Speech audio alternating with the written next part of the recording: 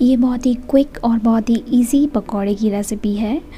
इसे आप ब्रंच में ले सकते हैं अपनी फैमिली के साथ। वैसे भी आजकल मौसम बहुत ही सुहावना हो गया है, तो फैमिली के साथ इन्हें ज़रूर ट्राई करें। हेलो दोस्तों, वेलकम टू माय चैनल अपना कुज़ीन। मैं हूँ आयशा। आज मैं आपके साथ ये मंगोड़े की रेसिपी शेयर करने वाली हूँ। ये बहुत ही क्विक और बहुत ही आसान रेसिपी है, तो इसे ज़रूर ट्राई करें।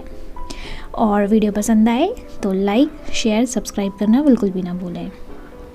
तो चलिए बिना टाइम वेस्ट किए रेसिपी को स्टार्ट करते हैं। मैंने यहाँ पे उड़द दाल ली हुई है। ये देखिए काली मैंने उड़द दाल ली, जिसे मैंने 3 से 4 घंटे के लिए भिगो करके रखा था। तो जैसे ही आप इसको भिगोएंगे, इसके छिलके जो है निकल जाएंगे। और इसे अच्छे से साफ़ करके आपको इस तरीके से मिक्सर में डाल के इसे ड्राई पीसना है, क्योंकि अगर आप इसमें पानी डालेंगे तो ये बैटर जो है गीला हो जाएगा। ये देखिए इस कंसिस्टेंसी में आपको पीसना है। अगर आपको ये थोड़ा थिक लगे तो इसमें थोड़ा सा पानी आप ऐड कर सकते हैं।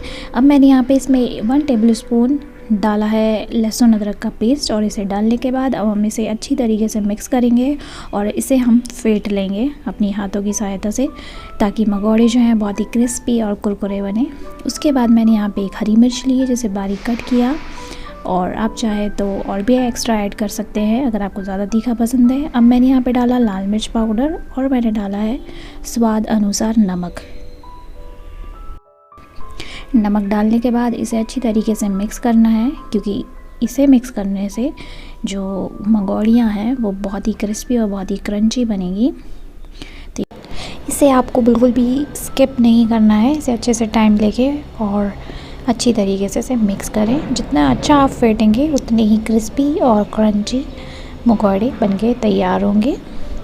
तो ये स्नैक्स बहुत ही इजी है और बहुत ही आसान है। आप इसमें चाहें तो और कुछ मसाले भी ऐड कर सकते हैं जो आपको पसंद हैं, पर मैं ये बहुत बेसिक बना रही हूँ। और अब बारी आती है इन्हें फ्राई करने की। तो एक पैन में मैंने ऑयल लिया, और अब हम इसे लो फ्लेम पे फ्राई करेंगे। इसे फ्राई करने में 5 से 7 मिनट आपको लगेगा। आप इसे लो फ्लेम पे फ्राई करेंगे तो ये अच्छे से अंदर तक पक जाएगा।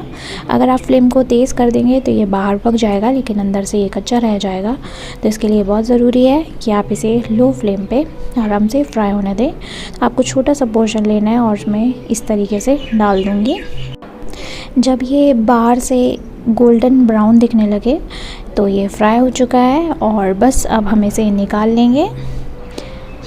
इसी तरीके से मैं बाकी सारे मंगोड़े बना के तैयार करूँगी।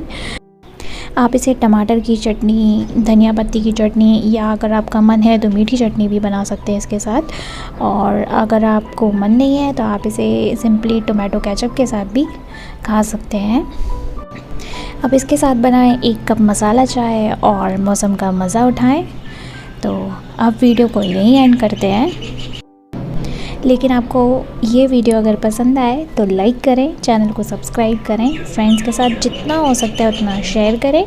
दुआओं में याद रखें। इंशाल्लाह जल्दी मिलेंगे नेक्स्ट वीडियो में एक नई रेसिपी के साथ। अल्लाह हाफ़िज़।